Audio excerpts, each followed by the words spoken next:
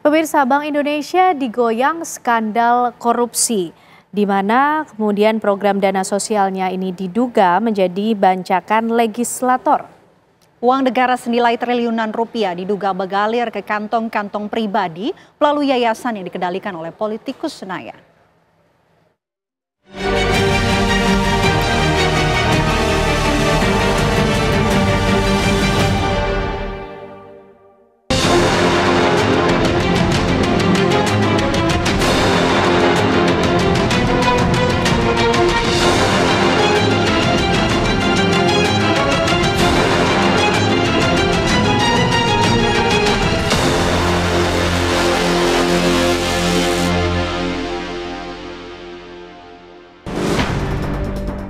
Gemerencing rupiah riuh berdesing dari megahnya gedung Bank Sentral.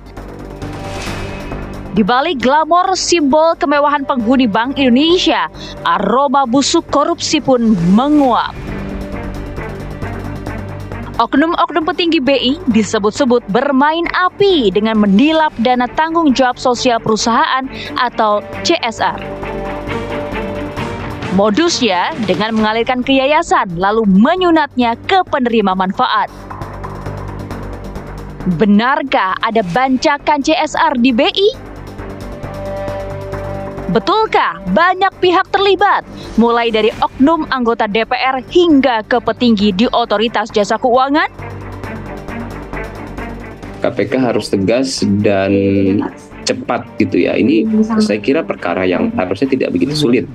Perkara yang tidak begitu sulit karena polanya itu adalah pola yang umum dan pihak yang patut diduga terlibat ini saya kira mungkin tidak hanya penerima dalam hari ini orang yang menerima program sosial Bank Indonesia, tapi bisa jadi pihak lain dari pihak Bank Indonesia yang patut diduga juga sebetulnya itu harus diperiksa.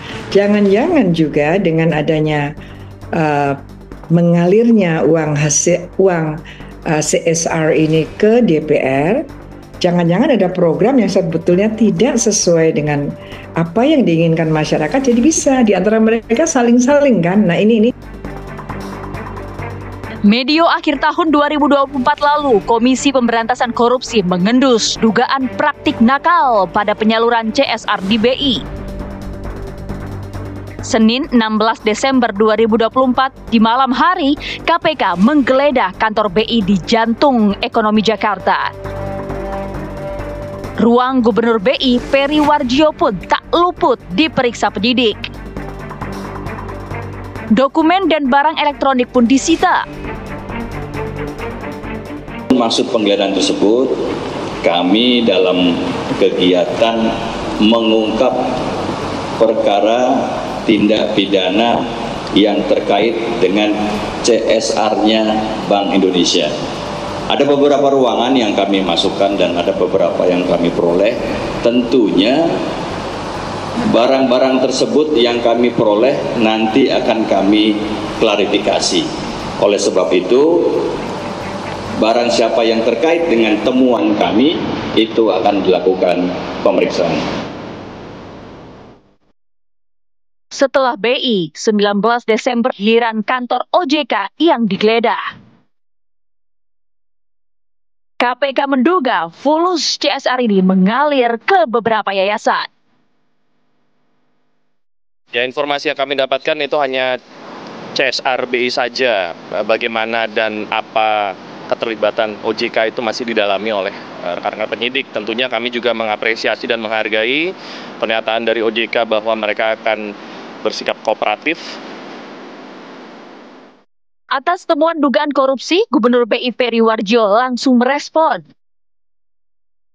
Peri dengan terbuka mempersilahkan KPK mengusut tuntas bila ditemukan pelanggaran dalam penyaluran dana CSR. Mendukung upaya-upaya penyidikan serta bersikap kooperatif kepada KPK. CSR atau program sosial Bank Indonesia diberikan sesuai dengan tata kelola dan ketentuan yang kuat di Bank Indonesia. Antara lain harus memenuhi persyaratan bahwa CSR hanya diberikan kepada yayasan yang sah. Dan itu kedua, ada program kerja yang konkret dan juga ada pengecekan dan juga ada laporan pertanggungjawabannya. KPK terus bergerak. 27 Desember penyidik memeriksa 2 politikus Senayan. Satori dari fraksi Nasdem dan Heri Gunawan fraksi Gerindra diperiksa sebagai saksi. Dana CSR yang dari Bapak itu dialirkan ke yayasan atau seperti apa, Pak? Semua kepada yayasan. Semua kepada yayasan. Yayasan apa aja, Pak? Di bidang apa gitu? Yayasan yang ada untuk penerimanya itu. Gitu. Dana-dana sosial seperti itu? Ya, seperti itu. Pak, bentuk CSR itu apa sih, Pak, kalau boleh tahu, Pak? Programnya. Programnya apa sih, Pak? Programnya kegiatan untuk sosialisasi di dapil. Gitu. Oh, sosialisasi. Iya. Itu kan program biasa dari mitra. Mungkin baiknya nanti Pak, tapi itu diperiksa. Karena itu udah masuk ke materi. Takutnya saya nggak. Pak, itu diperiksa untuk keterlibatan semua anggota Komisi 11. Itu kan sebagai mitra. Biar nanti pihak KPK yang menjelaskan. Dari pemanggilan itu diperoleh keterangan seluruh anggota DPR Komisi 11 diduga menerima aliran uang panas CSR di BI. Sebulan berlalu, penyelidikan pun berlanjut. 10 Februari 2025 kemarin, KPK kembali memeriksa saksi. 5 saksi dipanggil dari pejabat BI, OJK, hingga pengurus yayasan. Bagi saya, kasus ini harus dituntaskan oleh KPK tanpa peduli siapapun yang nanti akan menjadi tersangka. Sebab saat ini masyarakat tentu menunggu ya kepastian dari KPK setelah KPK menaikkan statusnya dari penyelidikan ke penyidikan.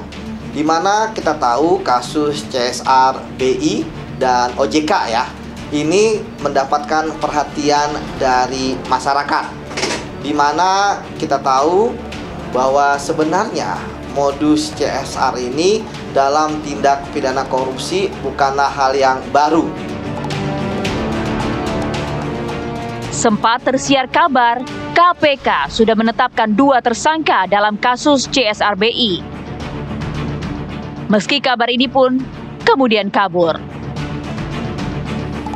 Apa yang membuat KPK tak lekas bergegas mengekspos tersangka? Ya, sikap KPK harus profesional dan integritas, ya kan?